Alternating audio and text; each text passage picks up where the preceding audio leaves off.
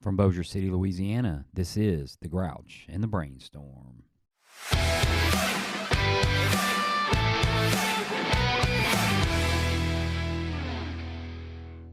And this is episode 4.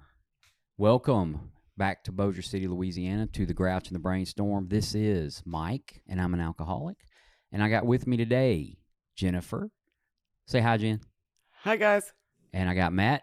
What's up? And I got Jill. Hello. And I've heard Jill has a really amazing emo voice. So No. Elmo voice. Nope. Emo, I don't know what emo even is. It's not Elmo. Is what it is. It's a different voice. Another date and time.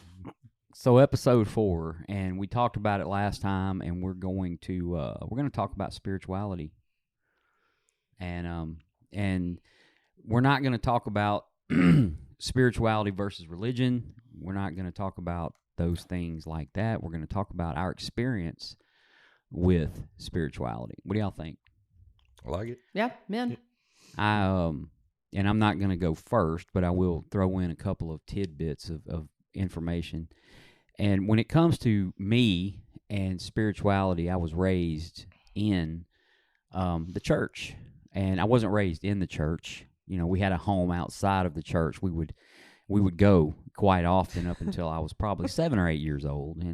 And so, you know, I confused the two whenever I got to Alcoholics Anonymous. Actually, before I ever made it to Alcoholics Anonymous, I had this envisioned that every time I heard the word spirituality, the word God, I had all of these things. Now, remember, I don't know anything else. All I know is what I was taught in those years in the church.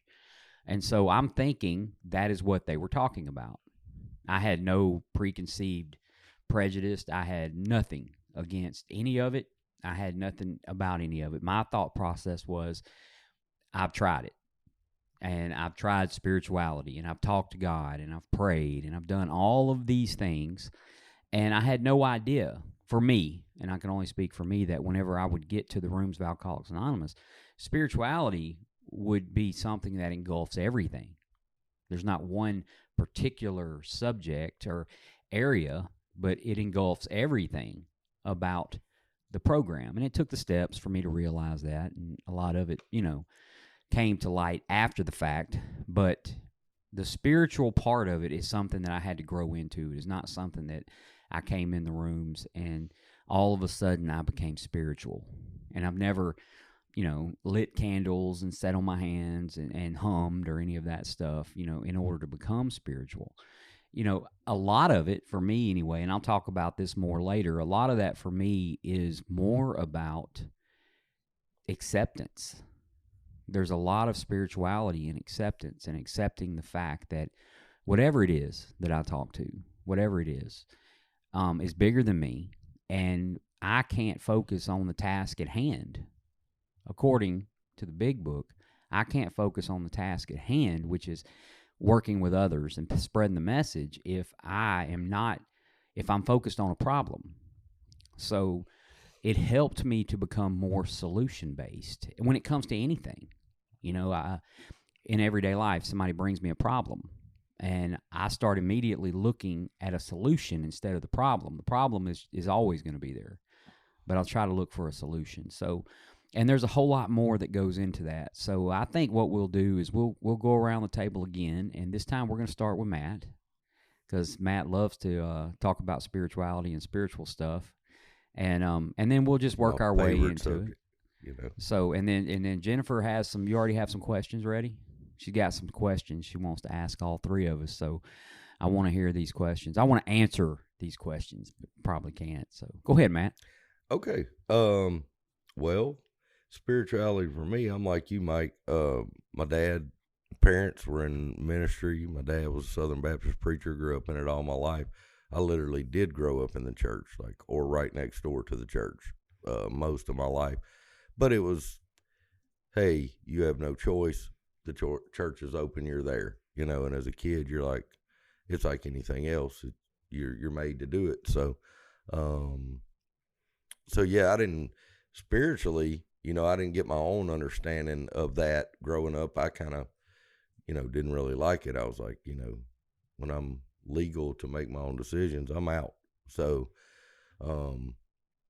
yeah, but grew up in it all my life, was around people, pastors, and that's the type people we hung around. And, so kind of went my own way with it when I was old enough to make that decision. And, kind of had I guess, a mixed up, didn't understand the difference between religion and spirituality. So, I just took the religion as that's what it is. And, I had a lot of my own thoughts and, questions on that. And so rocked along, and then go through, 25 years of alcohol and other goodies, and wind up in a treatment center. And then I get told, hey, we got to work on this, and we start the steps. And it was very strange starting out trying to figure that out on my own without somebody saying, well, this is what it is.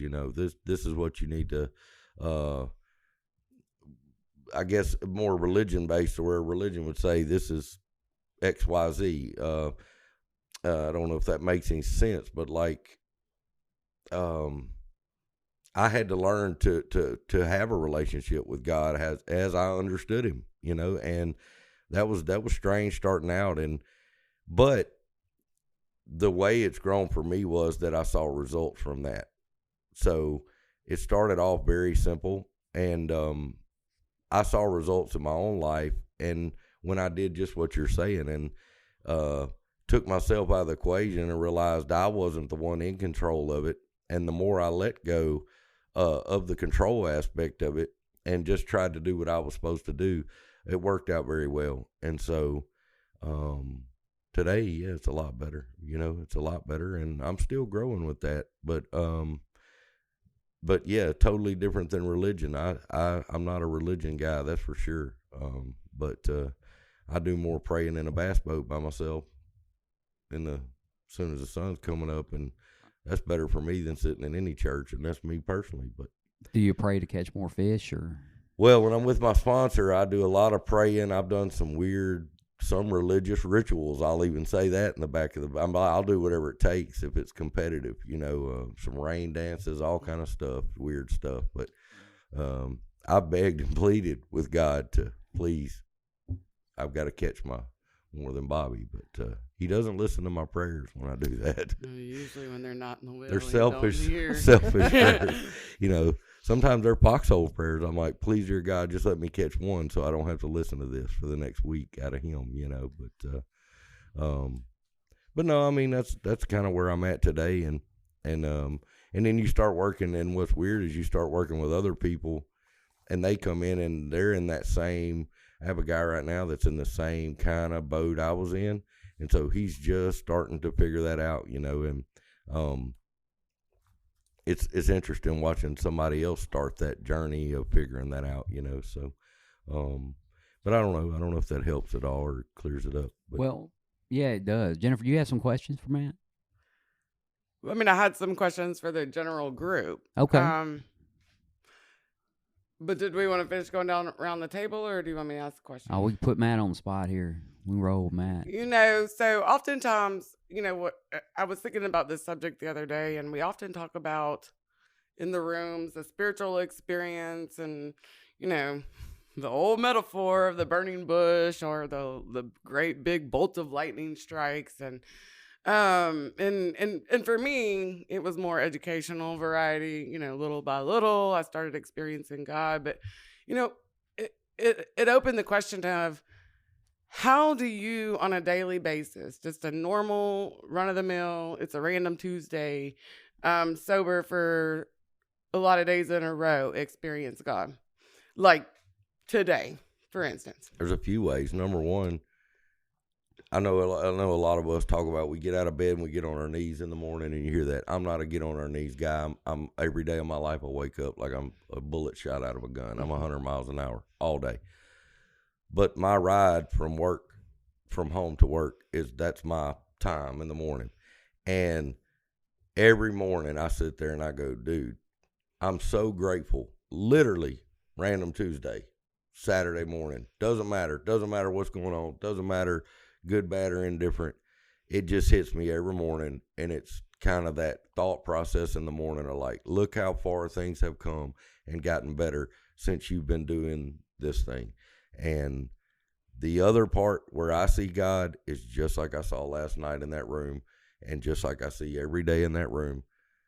People come in and they get their lives back together, and they start acting like a human being, and color comes back on their face, and they hang out with people, and they become a person again, and they come in and they look like the Walking Dead, and 3 months later they look like a human, and then it gets better and better and better. And that, to me, that's as much as people want to see evidence of God, come hang out in there, because I see it every single day. Absolutely, 100% agree. But have you ever had moments where, I used to chop everything up to a coincidence, but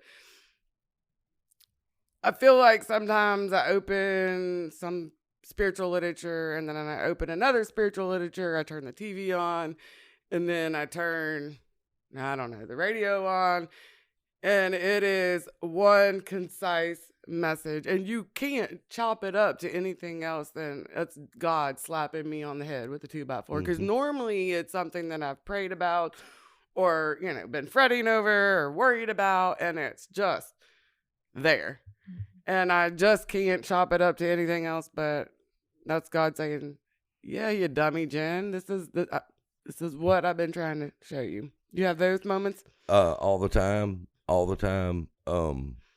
I mean, and I even have people randomly, and I think this is God doing that, but I have people just randomly that I run into, and they go, man, and like we visit for a minute, and I haven't seen them in a while, and they're just like, dude, like, remember?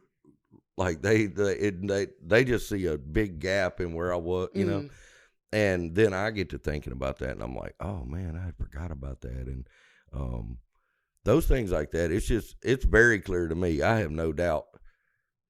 Little, big moments, all that type of stuff. It's just very clear. I don't have any doubt that God's in control of it. Yeah. So, love it. So, do you ever use the Serenity Prayer? Every day. Every day? Every day. Okay. I mean, that's like, I tell my sponsees and people in the program, I'm like, if you sit there and look at the Serenity Prayer and you think about it, it pretty much covers everything. Yeah, exactly. One way or another, it goes in 3 things. That's it. And 5 years into it, I'm real quick to look at it and go, I have no control of this. I'm gone. And I don't give it another thought. Somebody else can worry about that. And I've gotten way better. I used to worry and fret about every little stupid thing. And now I go, man, I don't have control of much. And except my attitude and my effort, I have control of that. And that's all I can do. And I let the results do what they do. And your life shows it. Sure. It sure. does. I mean, man, that's all it is. I mean, it's this program is you're rewarded by the effort you put in. I think life, you're rewarded by the effort you put in. You don't have to be the best looking or the most money or any of that crap that people think that, just show up, just keep doing what you're supposed to do, keep hammering away at it, Yeah. And man, it goes quick.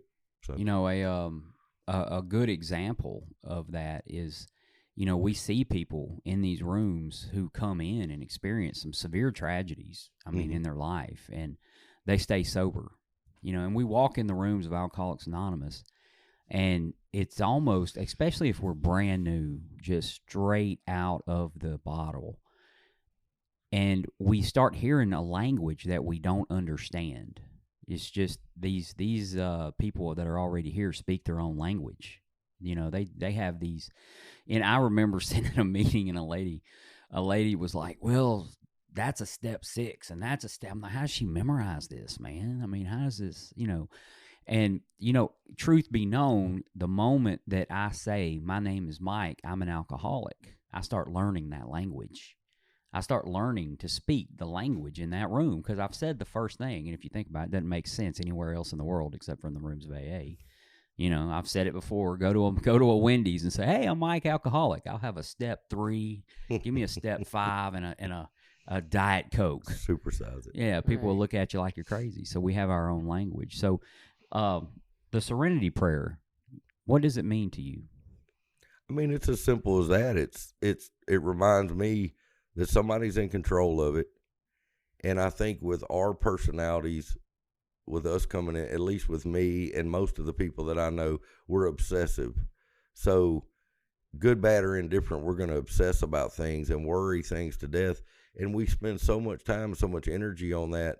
And now I can quickly look at it today and go, this is out of my control, man. Like I'm driving myself crazy over something that I have no control over, and I'm wasting time and energy and all that good stuff on it. And you know, I realized today that God's in control of it, and I realized that through coming in here and slowly, day by day, seeing the results of trying to pray and trying to understand a higher power and building on that.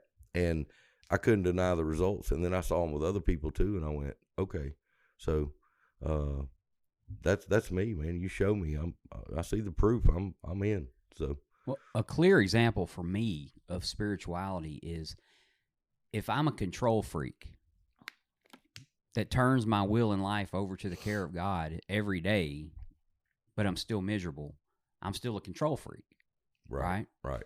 So I'm going to be miserable until I really and truly turn my will and my life over to the care of God. Now, that in itself might be a little spiritual, right? For me, I'm only speaking for me.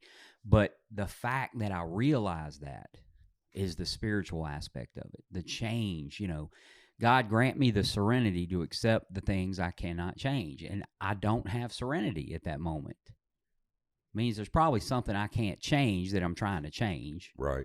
The courage to change the one thing I can, which for me is usually just having to do something. I've got to get into action somewhere in there, you know, and the wisdom to know what is and is not my business.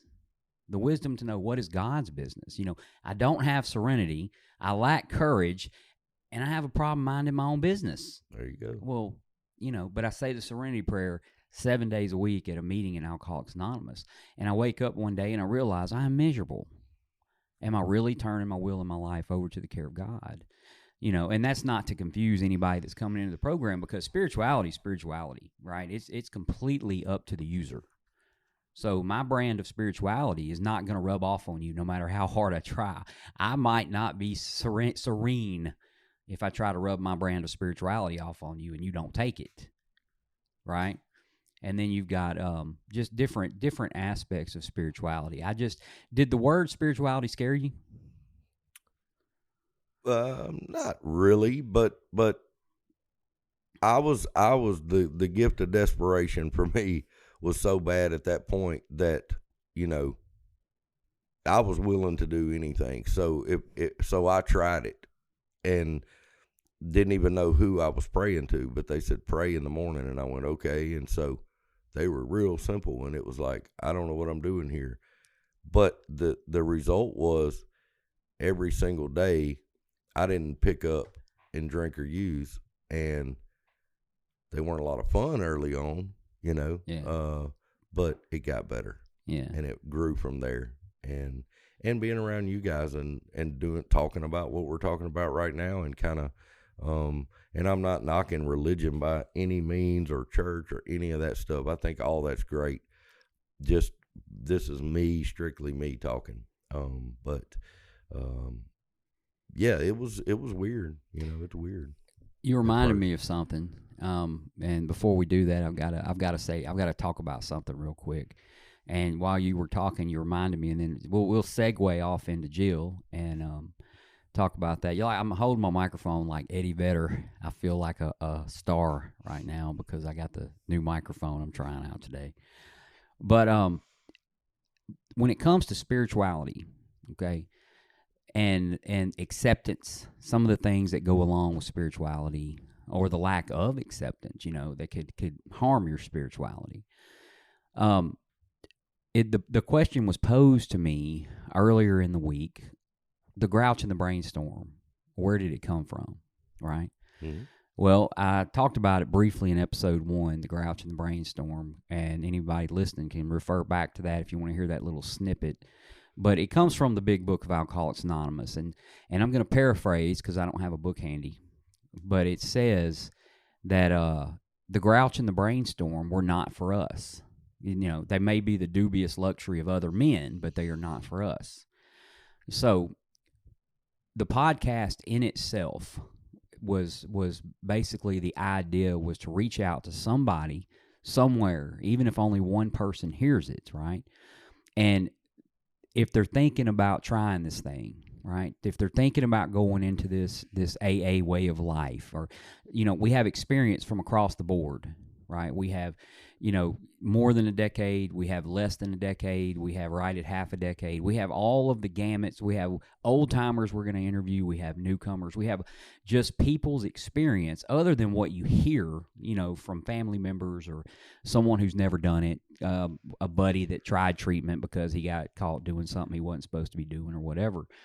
So where we're rolling with this is we're actually sharing our experience, strength, and hope. And in that, there is no grouch or brainstorm. There's none of our opinion. There's none of our we think, I think, this is how I feel. It isn't about any of that. It's strictly just experience from experienced members of Alcoholics Anonymous. So it's actually the lack of the grouch and the brainstorm, which is hopefully going to encourage someone when they're trying to make that decision, you know. So Sure. just to clear that up, that's where it came from. So, and I appreciate the question. And anybody out there that may be listening to the podcast, if you have some questions, we'll be glad to answer them on air. If you want your name mentioned, say, hey, shoot me a text or something, or one of the guys in the group here, or gals, and we'll get back with you, or we'll be able to answer your question. Hopefully, you know. But this is really and truly about that person out there that just can't decide. Or maybe, just maybe, some of our experience will help that person that's has less time than the folks that are sitting here at the table, because we by no means run the gamut on Alcoholics Anonymous. This is not a popularity contest. This is not about how well you know the big book, and none of that matters. This is what I've been doing for the past 11 years and 11 months of my life, and this is how I did it, and this is where I'm at today, sitting here at a table holding the microphone like Eddie Vedder. So don't get much better than this. He has arrived. That's right. Well, I talked about that in a noon meeting today. You know, we talked about something out of Bill's story, but we talked about that section. I have arrived. Bill had arrived, you know. So, Jill. Yeah. What do you think? I'm going to ask you a couple questions. Okay. I got a couple on my mind right now. Number one, was there a clear gap, no gap, or maybe just I have no idea when it came to the word spirituality? Did you immediately think of religion, or was there a connection? No, I didn't think of religion at all. Actually, you know, my mother taught me at a young age meditation, transcendental meditation, creative visualization. My mom was very spiritual. And so that's what I associated it with. And like I said, she taught me that, you know, when I was young, about 11 or so, but I didn't practice it. I didn't practice it at all. And once I got into alcohol and other business, it just wasn't for me. Yeah. Okay. So what is spirituality to you today? Well, to me, it is a set of values, principles, morals that I live by. Is basically doing the right thing. It's not lying. It's not cheating. It's not stealing. It's not manipulating. It's just being a good person. You know, just. So I've got to ask you a question. Hey. So I had some people also commenting. So they said, and I told you this off there, but I'll say it while we're recording too. But they said, Jill, we heard Jill. She grew up on the hippie place, and then it was a big gap, and we don't know what happened. Mm-hmm. So to tie in with that, if you can fill in that some, and you just did a little, I think.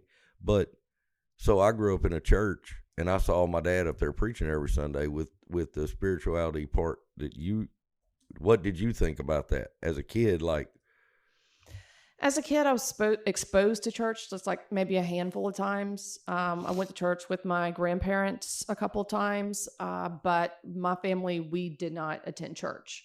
We did not I was not taught religion, even though I knew what it was because all my friends were, part of that. And so I grew up, of course, growing up here, I remember, people being kind of ugly about that because they knew I didn't, we weren't religious. We didn't attend church like everybody else, but I didn't want to. I had a family member that was highly super religious, and when my parents would leave, she would tell me I was going to hell, and she did that all throughout my childhood. I know, that's sweet. So you can see where I was like, no thanks, that's not for me. But I just, as time went by, the less and the more I drank, the less and less I believed in anything. I'd like to, to think or to say like, yeah, I believe in this great thing and it's love and it's energy and all these things. And which is basically, what I believe in today. But I didn't, there was never, I didn't see it. There was never any action. There was no practicing anything. And I wasn't doing the right thing. So spirituality is something that's a practice to me, and that I started when I got sober. It is very important to me and to my sobriety. Sure. Got questions for Jen? For Jill? How do you experience your higher power on a daily basis? Probably the same way everybody else does. Just like Matt was saying, my prayer time, I do everything just the same. I still pray and I do my meditations and I, do everything like a normal person would. I pray on my way to work. I love doing that because I have a 25-minute drive. And so I do my prayers. I like that's you swerving all over the road in front of me on the way to Minden every morning. No. Close your eyes when you pray, Jill. No. Eyes wide open on the road. But my head, I do the serenity prayer, the 3rd-step prayer, the 7th-step prayer. I just really like those 3 prayers. And then I do my affirmations, and then I do my gratitude. And that takes about 20 minutes. I mean, I'm just talking to myself in the car the whole way to work. Yeah. But I experience the same way. I mean, it's through the steps. It's through other people. It's being aware of everything that is out there and, knowing that that's my higher power working. If there's a beautiful sunset, thanks God. Yeah. If just something's amazing, and I try to see the beauty in everything. And to me, that's God. So do you ever have those moments where you just can't chop it up to anything but God and you're just baffled or dumbfounded? And I still have those to this day. I just kind of like just sit in awe and I'm like, thanks God. Yeah, absolutely. And it's like I'll cry. Yeah. Just tears of gratitude. Me too. Like, yeah. All right, me too. Even though he's Eddie Vedder, he still cries. Yeah. I never thought I would believe in something. And to me, it's everything. Right. I have a lot of faith in it and really believe. I was on my way to work the other day, and I don't necessarily do any praying while I'm driving, and I had some air supply going. I'm all out of Shout out to Roger, by the way, Roger. Well, that was why I had air supply going, and him and his wife told me last night they were going to another concert, and I was like, "Who are you going to now?" Barry Manilow, and his wife she cracked up. But I had some air supply going, and so it made me think of Roger. Right. And of course Roger's wife Deb. It made me think of both of them and how far, and for me, just that thought process of, wow, here's a member of AA. He's been coming around now close to 6 months, and all of that inspired from a song, but he's been coming around for 6 months and he's doing great. His wife attends meetings with him. And for me, that's spiritual. There's something spiritual in just about everything. I guess if I could ask a question, and I guess I can because I've got the microphone. Right. Have you ever looked back on something you may have prayed for but didn't get, and thank God that you didn't get it? 100%. Matthew? Y'all always put me on the spot. Yes, I have. I'll tell you crazy. So I've been in the landscaping business for 14 years.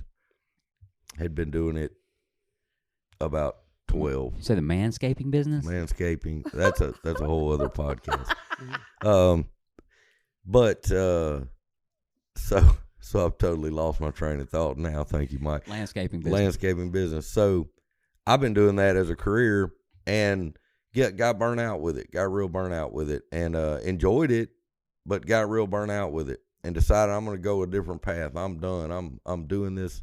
And the problem was I decided, I didn't, in a fit of frustration, I went into another line of business and it did not work out at all. And it was a bad situation.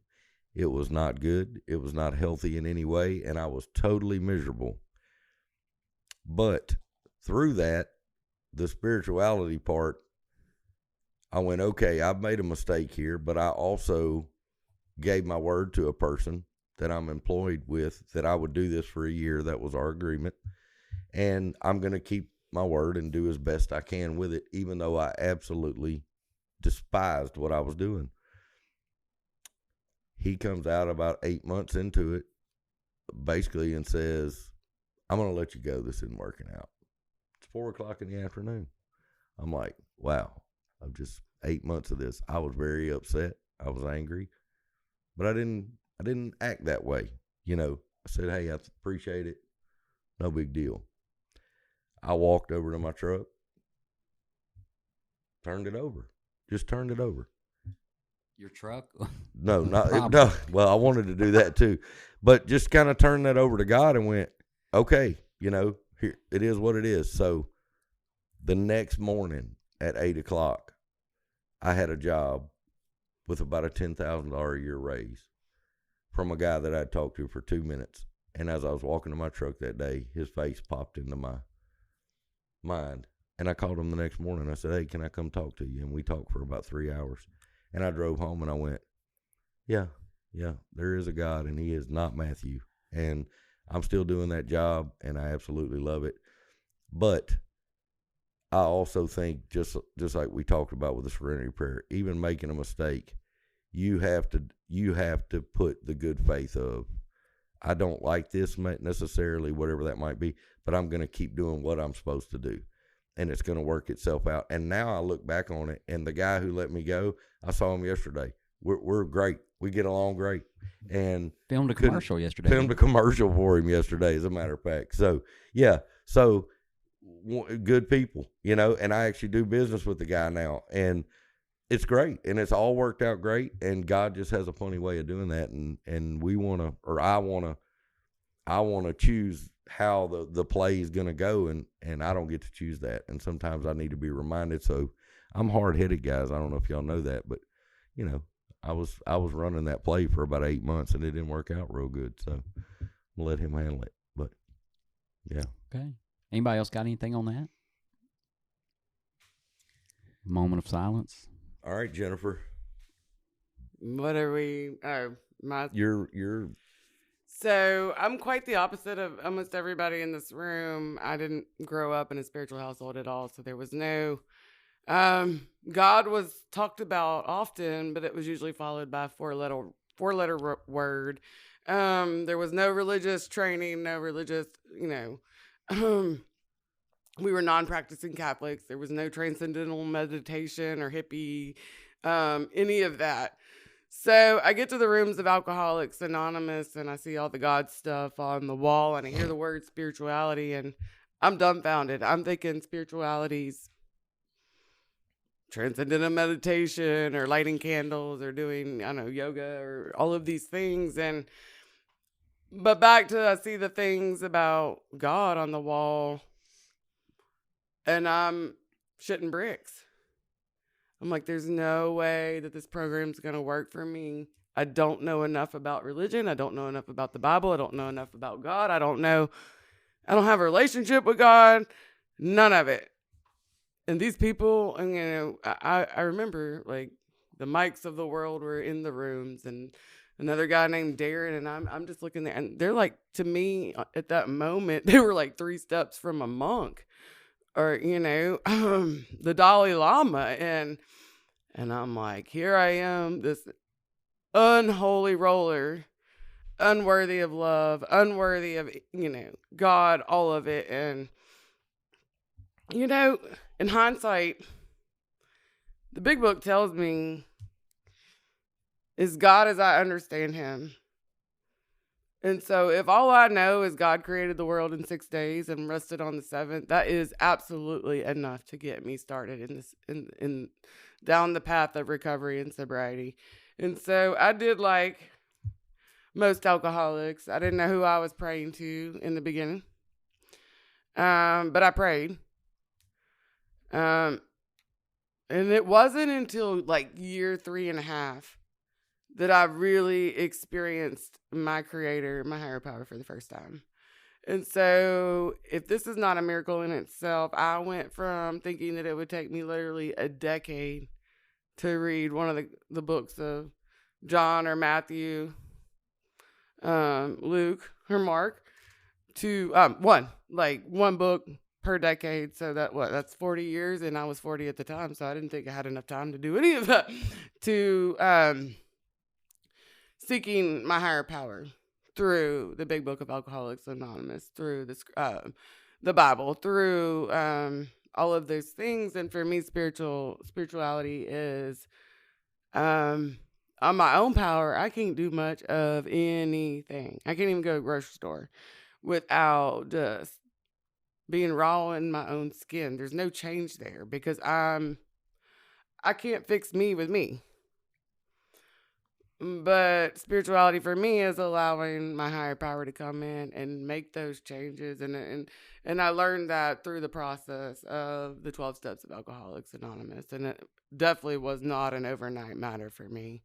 But again, on my own power, I'm one of those people that thinks, I turn into Weezer from Still Magnolias real quickly. I'm baffled that people don't think that I'm pleasant. I'm pleasant. I saw Drum eating down at the Piggly Wiggly, and I smiled at the son of a bitch, for I couldn't help myself. I'm thinking one thing, and the motive's never right on my own power. But when I allow my higher power to come in and work through me, and I turn my will and my life over to the care of that higher power, that's where the miracles start happening. That's where I'm able to give without any expectations. But when I do it on my own power, even if it is something, service work for the fellowship, service work for other people, anything on my own power, there's always that expectation, if it's not just for some kind of validation or acknowledge my existence type thing. So I think for me, spirituality is allowing my higher power to come into my life and work on me and through me. Because isn't it funny too, like God will let us take control. If we just want to, I got it now. Yeah. He's like, go ahead. Yeah. Oh, I real quick story. And I've got one for just about every step. If y'all ever want to read my Wikipedia page, my mom told me whenever I was a little kid that anything that I let stand in the way of God, that God could take away from me. And I remember her telling me that, and she may not, but I remember her telling me that, and I was under the impression whenever she told me that it was going to happen like all at once, like I would wake up one day and that would be gone, whatever that is, it could be a job, it could be whatever, and I guess what I failed to realize until I got into the program Alcoholics Anonymous is that he allowed me to eliminate all that stuff out of my life because I eliminated him out of my life. And I still think about that to this day. I mean, when you hindsight's 50-50, I'm sorry. They say 20-20, but for me it's 50-50. Hell, I'm hit and miss half the time. But I look at it now at, that free will that we see in the big book so much, and my free will just allowed me to destroy myself. And that goes back to the isms, and I'm sure we'll have an episode on isms way down the line, but I don't know about anybody else, but I can get mad, angry, whatever it is, completely void of any higher power or spirituality. And when I'm done, I don't have anything left. And then I'm blaming everybody else for not having anything, and it's strictly because like my mama told me when I was a little boy, I shut God out of the picture. I took over, and the best I can do is just destroy myself. And I've seen that happen, I not any time lately, call it getting old, call it the program AA, whatever it is. But, the older I get, the less I seem to do that. Or with AA's help and a sponsor, very important, I catch myself, and that is, I catch myself before I destroy myself, because I'll do it. I will do it. So yeah, this is sponsorship's important to. I left intergroup and I was feeling some type of way. I couldn't, for whatever reason. So I called my sponsor, which was a first. Like usually I would wait till 2 days later because I'd let it ruminate a little bit more to blow it out of proportion a little bit more. But I said, I got to get this taken care of quickly. And she didn't answer, but she texted me back. And so I gave her the bullet points of what I was feeling and why I was feeling it. And, the last one was me. I'm the problem. And, it wasn't one of those things where she just said, Jen, that's all justified. Why don't you just go home and eat a tub of Ben and Jerry's? And, it wasn't like that. And it was that swallowing and digesting big chunks of truth about yourself. And she said, you need to go home and write. And that's what I did. Nice. I dove off into a step forward till about midnight last night. And, and today I woke up with a little bit more peace than I had when I went to bed last night. And those are, that's the beauty of this program. Rather than sit and wallow in it. And add to that, Mike and I were kind of talking about this the other day, but being in here now, and I'm not going to say everybody in the program, but a lot of the people in the program today, if they come to me and they go, hey man, and I think this is God doing that, but it's also God, not sure how I'm trying to say this, but they come to me and go, hey man, there's something going on here. Like, you need to work on this. And in the past, before I came in here, man, I'd have been like, who are you? Who are you to tell me? How dare you? And now I may not want to hear it, but I do learn to just shut my mouth and go, I'm going to think about that a little bit. And a lot of times there's a little evidence to that. And man, I'm so grateful for that today. And not that people in this program do that all the time. It's not. But when somebody that I respect very much says, hey dude, and I realize their motive's pure. It's not doing anything for them. They just want me to get better, and I've had that a little bit in here, and I really appreciate it. Like I want to get better. And so I'm grateful today that I am at that place where at least I'll pause before, deflecting it or I don't know what I'm trying to say, but anyway. So I just thought of a question, because when I first came into the rooms, I think people get spiritual and life gets better. We ride on that pink cloud for a little bit and, we're shitting rainbows and unicorns for whatever time. And then life shows up. And we have those, what the big book recalls, are those trials and low spots. So have you ever, like even just recently, been in one of those trials and low spots? And Mike, what do you do to get out of it?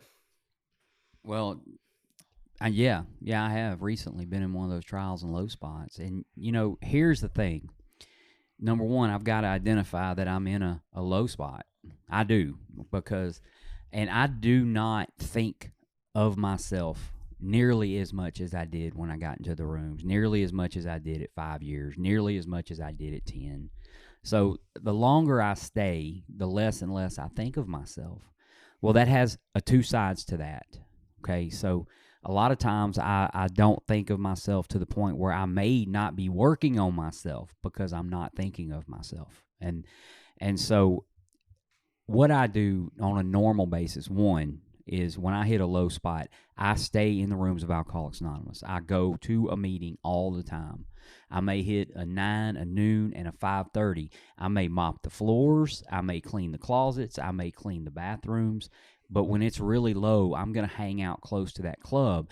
And just as 3 hours ago or 2 hours ago, I'm in there mopping. And I had to mop not because I'm in a low spot, but I had to mop because the floor was dirty.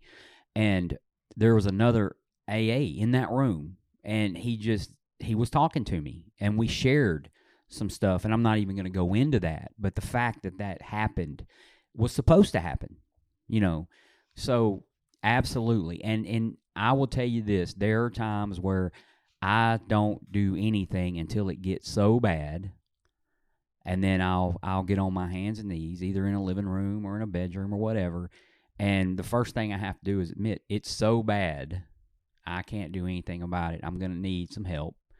And I know you there. I know you got this. And I'm probably not going to like whatever it is you have in store for me. But I really don't like whatever I got going on. So I'm going to take the lesser of the two, and I'm going to completely turn this thing over. And then I'm going to get up and I'm going to go do something. Because the last thing I need to do is lay in bed or lay on the couch or live in self-pity. And that's another thing. The longer and longer I stay sober, the less there is of self-pity. It's just not. So when it does come up, I have to really, really make sure that I'm doing these things. And I go to a meeting every day. I'm a 7-day-a-week guy. And on Saturdays and Sundays, I try to make 2. But if that's not enough, okay, I've got to do more. More. We'll read that in the big book over and over again. There's still more action. But that's what I have to do in those low spots and those trials, those things when it gets tough. So, and you didn't ask this question, but I'm going to answer this one anyway. So how you answer a question that didn't get asked, unless you're thinking about yourself. Oh, I don't know. Let me see. Okay. But what about those good spots? Do we ever, I think about those good spots because I don't know about any other alcoholic, but when things are going really good, I drank. When things were going really bad, I drank. And so my mom, and it just happens to be Mother's Day, and we're talking about my mom a couple times today, but I remember growing up, and I would reach a new milestone in whatever I do for a living, and I don't discuss that too much on the air, but I would reach a milestone, and I would call my mom, and I would be so excited. My mom would be, well, Michael, that could go away. You need to know that. To that effect, and it would bring me back down, And so now when things are going good, I tell myself, I've got to have a steady balance of the good and the bad in my life, right? And that's what makes a life a life. So anyway, that's my little take on it. That just sparked something it was randomly out of the blue. I get a call from a young lady from our home group. And I didn't get to the phone in time, so I called her back and we played phone tag for a minute, but she finally got back a hold of me. And she relayed whatever the situation was, and then she told me what she did about it. And it was 100%. Like, I could have told her, oh, I would have done this, or you should have done this. It was 100% by the book, by the program.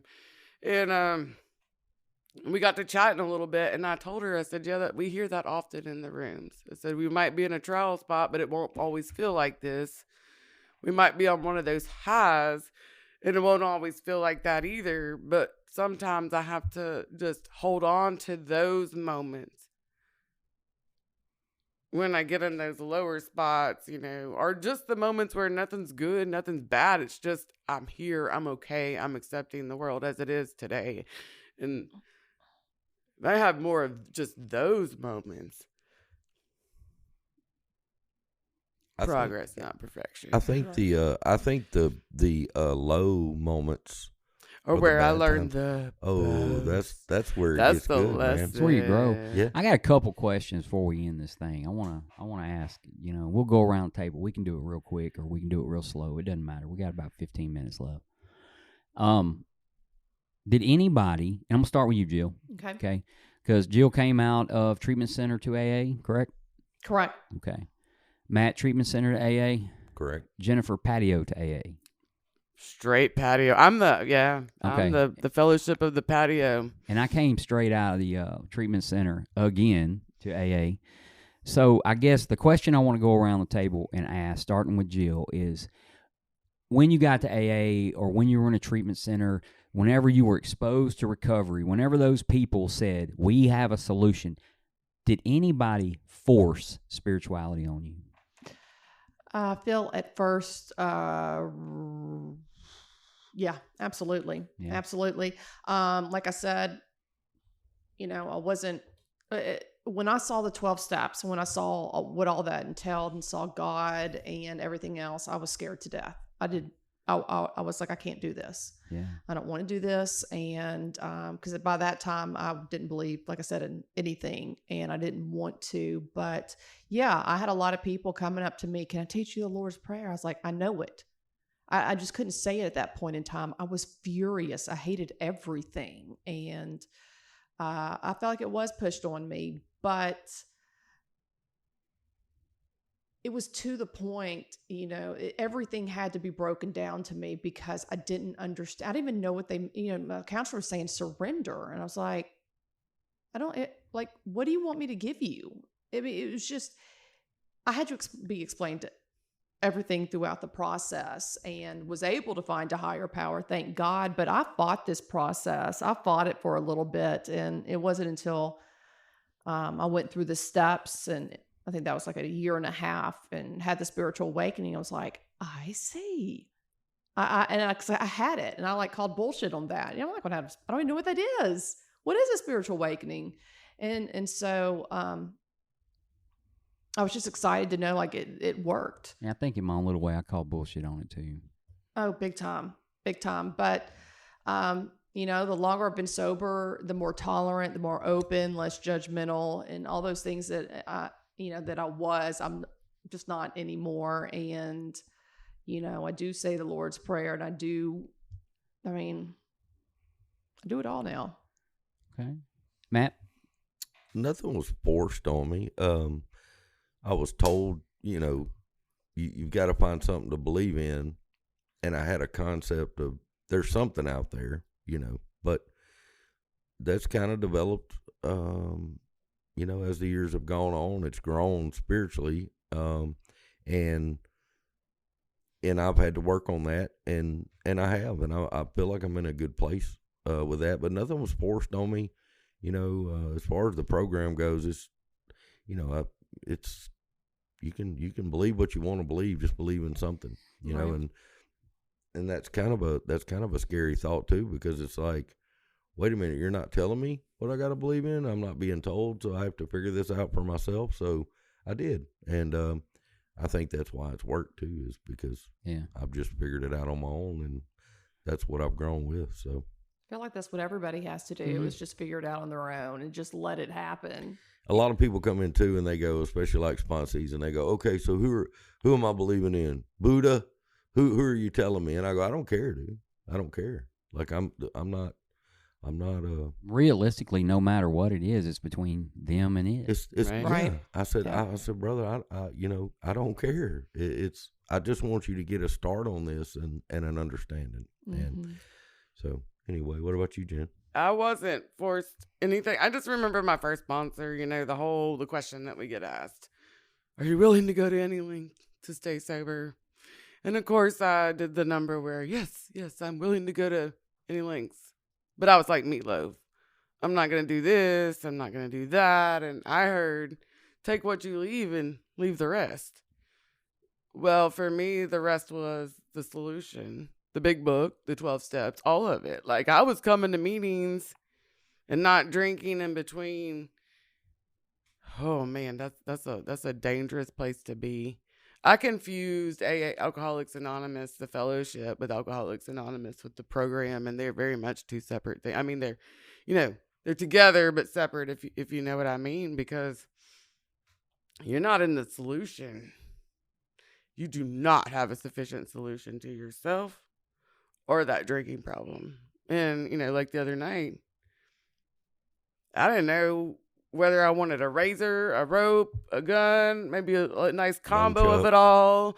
The other night you was talking about taking a bath with a toaster. I mean, yeah, that's another one. Like I was getting creative on how I was going to do this thing, and for me, that created the bottom enough where I became willing to surrender or willing to give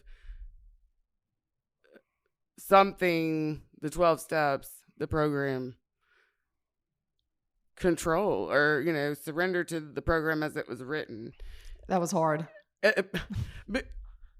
Because they wrote it in 1935, and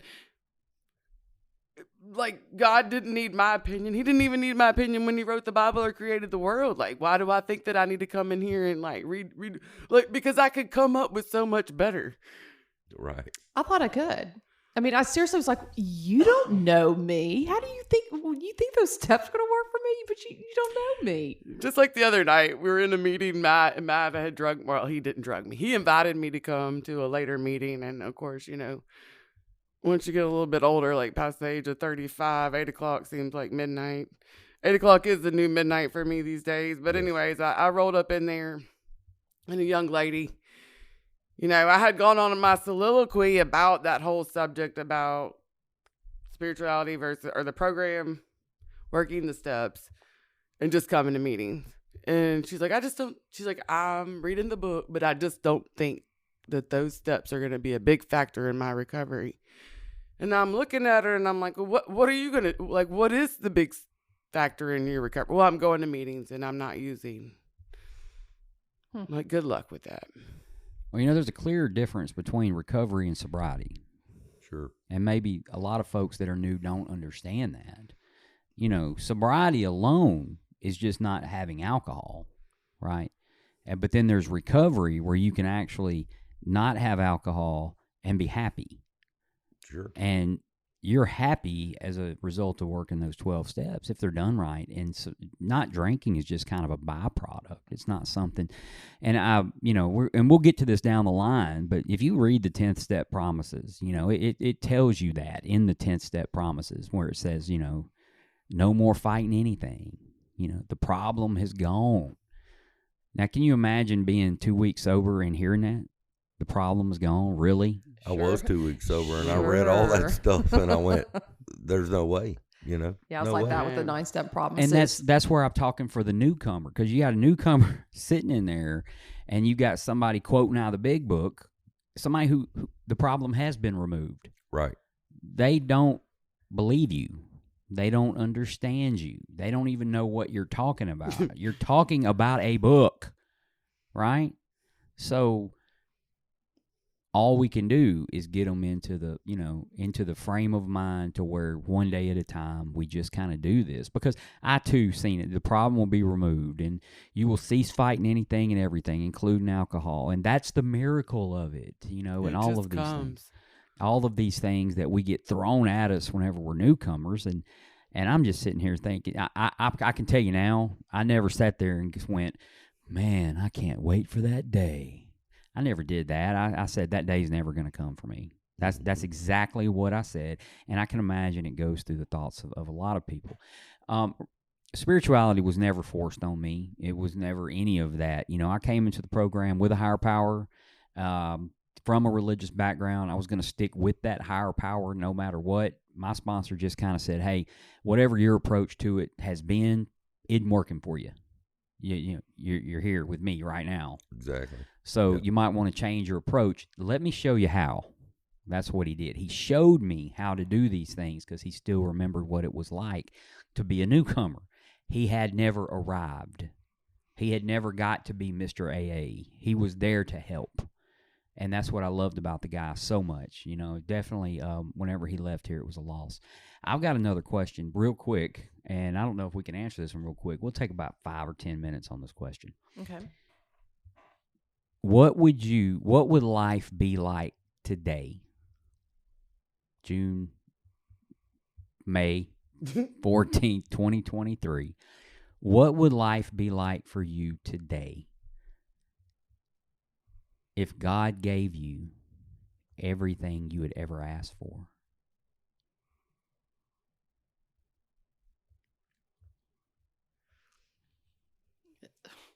Wow. Yeah, a moment of silence. That's Well, first off, Matt, I can probably tell you, Matt wouldn't be able to get out of the water because all these fish in the boat. Yeah, he'd be feeding 5,000. I would yes, I would be feeding 5,000. Yes, there's no doubt about that. But I think too, hey, all that being said, throughout my life, you picture this stuff in your head. Well, if I just had this, if I just had that, today, like, there's just not that much stuff that I'm. But like, if you had gotten all the stuff you had ever asked for, ever prayed for, and there's a reason for the question. Okay. Man, I don't know. I'd probably be dead. I definitely would mean- be 6 feet under, or in jail, or all Yeah. of the things, because I don't know. Hey, I don't really know what it is that makes me happy. I probably would have been like the El Chapo of Jackson, Mississippi, or something. I don't know. No. I don't have any idea what Yeah, I I would would- have been. El Chap. It would have been ill. Jackson, Yeah. Mississippi. Yes. But that's the thing. I don't know what makes me happy. So one day I'm praying for one thing. The next day I'm praying for something totally opposite, because I'm going to go through the gamut of things trying to fix myself externally before I get to the solution, which is the higher power. My higher power knows what's best for me because he created me. And so when he doesn't give me the things that I think I want, that's just like, I remember Maurice was doing a step study one time, and he talked about how, a parent's not going to give a toddler a loaded gun just because they're throwing a fit and asking for it. And it's God's protection often when he doesn't. Outside of Mississippi, Matt. Outside of Mississippi, I'm sure. Outside. Oh yeah, toddlers Yeah. have them over there. They're born with them. They're strapped. Yeah. Come straight out the womb with a, Got 5 on it. yeah. That's not the Yeah, that's you gotta not be the tough over there. terminology. They raise them young. Yeah. Raise them tough. So, I guess the reason I asked that question is I think often, what would life be like if God had given me everything I wanted? And I probably wouldn't have made it out of the 3rd grade, to be quite honest with you. And the reason the question was asked is because, a lot of times folks come in with a chip on their shoulder because they haven't got what they wanted. And I've been in AA for a little while now, and it ain't about what I want. It's about what I need. And knowing the difference between want and need is tough, but this isn't about material stuff. It's about the world out there has not changed since I got into AA. Not at all. It's not. It might be worse. It might be better. I don't know. I don't have to worry about that. But I have changed, and it's finding that thing inside myself that allows me to move on from one day to the next without that drink, without all of the drama, the grouch and the brainstorm, if you will. It allows me to do that because I know for a fact that if I'm given what I want, it's probably not good for me. And that's just the honest to goodness truth. For me, I only speak for me. So in this episode, we have talked a lot about spirituality, and I think that Jennifer's idea of before we started recording saying the serenity prayer, was spot on, and if we think about that over the years, I say that every day, right? And if I sat down today, right now, and I think about it, that 3rd one, the wisdom to know the difference. If I have the wisdom to know the difference, he has given me the serenity to accept what I can't change and the courage to change the things I can. If I have the wisdom to know the difference. And wisdom is really just using knowledge. Right. Exactly. And what a way to think about it. We have talked about a gamut of stuff today, from spirituality to Eddie Vedder to toddlers in Mississippi. I heard strapped meatloaf up. mentioned. I heard air supply a little earlier. So we went down to the lower side of things there.